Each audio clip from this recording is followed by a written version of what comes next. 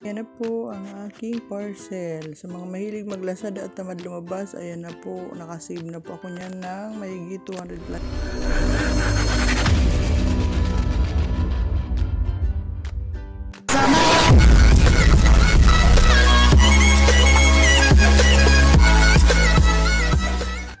Unboxing Lazada parcel. Ayan na po sa mga mahilig po na maglasada at tamad lumabas ng bahay. Ayan, nasa last mall na po ako na grocery para naman po hindi na ako mapagod at mabilad. Ayan na po.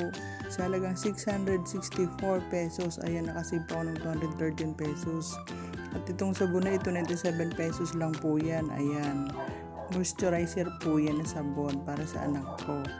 Sa mga tamad, ayan na po, sa bahay na lang, waiting mo na lang yung mga parcel. Ayan naman po, ito naman po, meron baunan na, meron pa pong gunting at meron hanger ng mga pantalon sa halagang 108 pesos. Ayan na po, save po na malaki, nasa bahay ka na lang, naghihintay ka na lang ng iyong mga parcel. Di ka pa napagod. Kaya sa mga mahilig grocery na tamad at gusto makasave sa Lazada, last mall po yan.